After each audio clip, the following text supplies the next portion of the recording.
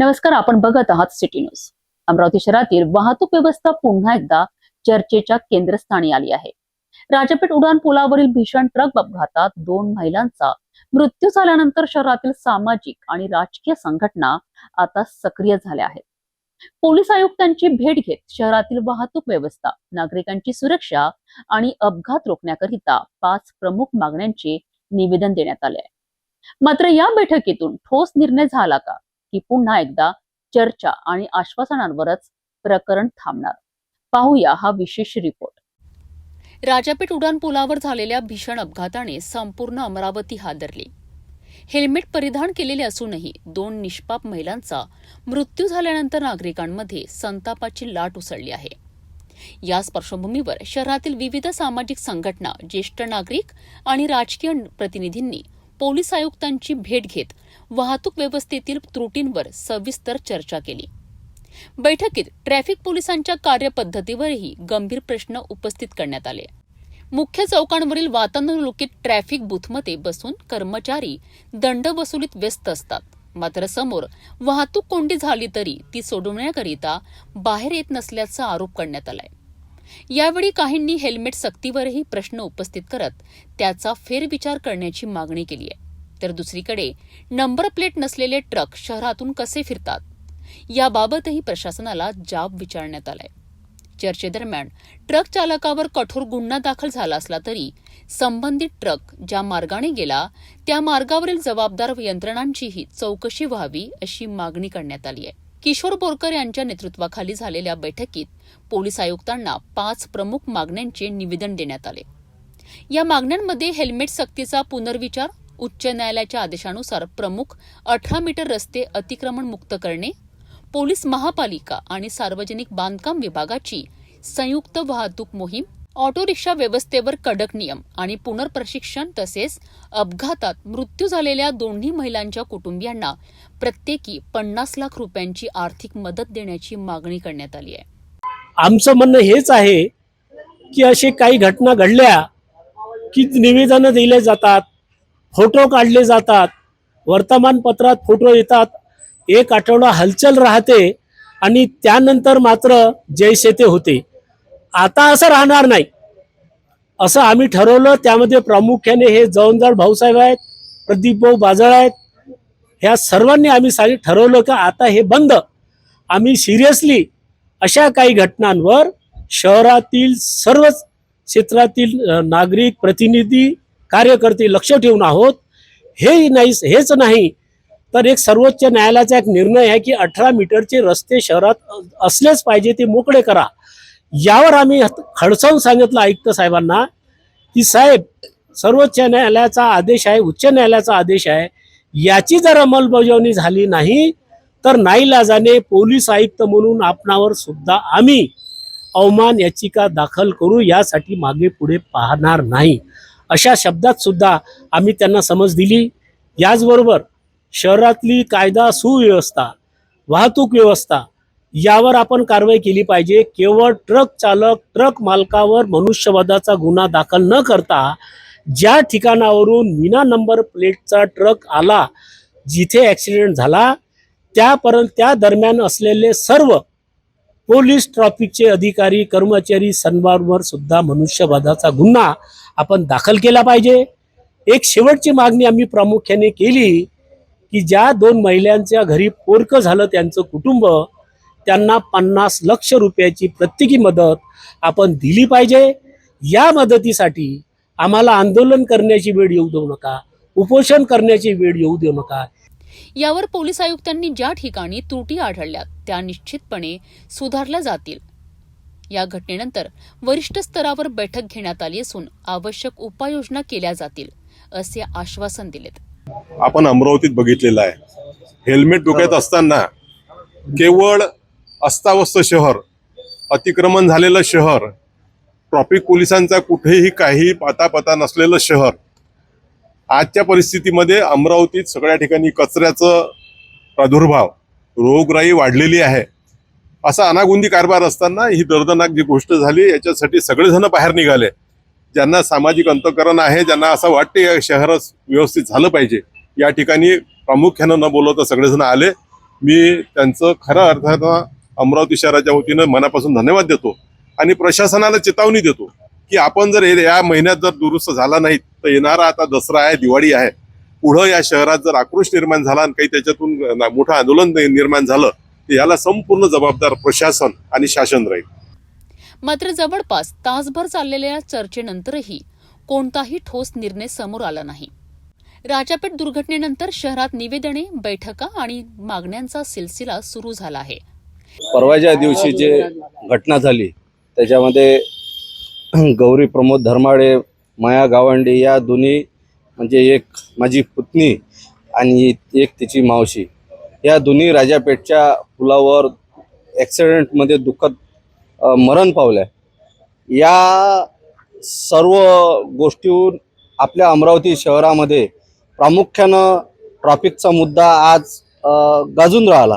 परंतु हे आज कलेक्टर, कमिशनर, आयुक्त तसेच आपल्या महापालिकेचे सुद्धा आयुक्त यांच्या मार्फत आपल्या अमरावतीमध्ये सर्वतोपरी प्रयत्न, जसे 18 मीटरचे रस्ते असन, गावखेड्यातून येणारा ट्रॅफिकचा वर्ग असन, ॲटोचा विषय असेल आणि प्रामुख्यानं ज्या वाहनाखाली दुर्दैवी मृत्यू झाला असे वाहनं प्रतिबंधक असताना सुद्धा आपल्या शहरामध्ये येते. मी साहेबांना तेच सांगितलं का आपल्या नावाच्या खाली खालचे लोक हप्तेखोरी करतात, हे कुठंतरी थांबल्या गेलं पाहिजे. आणि प्रामुख्यानं सर्व जेवढे क्रेशर मालक असन त्यांच्या 15-20 वर्षाच्या अगोदरचे जेवढे ट्रक असन त्याच्यापाशी कोणताही कागद आजही नाही आहे. म्हणून या नंबर प्लेट नसलेल्या गाड्या भरून शहरामध्ये येतात, रहदारी करतात आणि कोणाला कुचलल्या जातात. मी तर यावर ठाम आहो की या ट्रक मालकावर, या चालकावर खरोखर 302 गुन्हा दाखल झाला पाहिजे. माझा हेतू एकच आहे की यानं ॲक्सिडेंट जरी घडून आणला असन पण ॲक्सिडेंटने बिना कागदाची जर गाडी असन तर त्याच्यावर 302च दाखल झाला पाहिजे. याच्यासाठी मी यानंतर सुद्धा निवेदन देणार आहे. ज्यांनी या गोष्टीसाठी आमच्या परिवारासाठी पुढाकार घेतला अशा सर्व लोकांचे आज मी मनापासून अभिनंदन करतो की माणुसकी म्हणून आज घटना घडताच मी म्हणजे राग शिरून आलो आणि मी प्रामुख्यानं यांच्यामध्ये उपस्थित झालो. मी शिवसेनेचा जरी जिल्हा प्रमुख असलो तरी या सर्व लोकांना मानवता हे आज दाखवली, त्याबद्दल सगळे जेवढे कोणी वरिष्ठ लोक असन, मायमायिक लोक असन, युवा वर्ग असन, महिला वर्ग असन यांचे सगळ्यांचे अभिनंदन करतो. परंतु पोलीस प्रशासन असन, BIC प्रशासन असन, RTO प्रशासन असन यांनी सतत हा संदेश नेहमी डोक्यात ठेवला पाहिजे आणि आज 8 दिवसाच्या पुरती कारवाई न करता हे वर्षानुवर्ष कारवाई चालली पाहिजे एवढेच यामधून सांगतो. परंतु यापूर्वीही अनेक गंभीर घटनांनंतर आंदोलन झालेत, निवेदने देण्यात आली, काही दिवस कारवाई झाली आणि नंतर परिस्थिती पुन्हा जैसे थे झाली. माननीय आयुक्त साहेबांना स्वतः याबाबतचं अवगत करून दिलं की नागपूर उच्च न्यायालयाचा एक निकाल आहे, त्याच्या आदेशानुसार शहरातील संपूर्ण 18 मीटरचे रस्ते हे अतिक्रमण मुक्त झाले पाहिजे. असं न झाल्यास आम्ही त्यांच्यावर, महानगरपालिका आयुक्तांवर या म्हणजे आदेशाची अंमलबजावणी न केल्याबाबतचा सुद्धा कारवाई करण्याचा इशारा त्यांना दिला. अमरावती शहरात मागच्या 4-5 वर्षापासून अतिक्रमणची जी टोईंग वाहन होते ते आज पूर्णतः बंद आहे. त्याच्यामुळे शहरात अस्तव्यस्त पद्धतीने लहान गाड्या शहरात लागतात. अमरावती शहरात ऑटो व्यवस्था अत्यंत चुकीच्या पद्धतीने समाविष्ट झाली आहे. जे जुने अमरावतीतले ऑटोवाले होते ते काही प्रमाणात व्यवस्थित आहे, पण खेड्यापाड्यातून कुठून आता त्याचं ते रजिस्ट्रेशनची काही मर्यादा उरली नाही. त्याच्यामुळे कोणता ऑटोवाला कुठे चालून आला याचं कुठलंही ताणभान राहिलेलं नाही. कुठेही थांबवतात, कुठेही पार्किंग नसतानाही कुठे ते उभे करतात. त्याच्यामुळे ॲक्सिडेंटचं प्रमाण वाढलं आहे. त्यांची सुद्धा त्यांच्या पोटावर आम्हाला कुठल्याही प्रकारचा आघात करायचा नाही, पण त्यांचं पुनर्प्रशिक्षण झालं पाहिजे ही सुद्धा आमची मागणी होती. आणि जो आज या हेल्मेटच्या चक्करमध्ये 2 भगिनींचा मृत्यू झाला, हे हेल्मेटची सक्ती पूर्णपणे रद्द झाली पाहिजे या मागणीसाठी आज आम्ही इथे आलो होतो. यावेळीही हा विषय केवळ बैठका आणि आश्वासनांपुरताच मर्यादित राहणार का, की प्रत्यक्षात शहरातील वाहतूक व्यवस्था बदलणार, याकडे आता संपूर्ण अमरावतीचे लक्ष लागले आहे.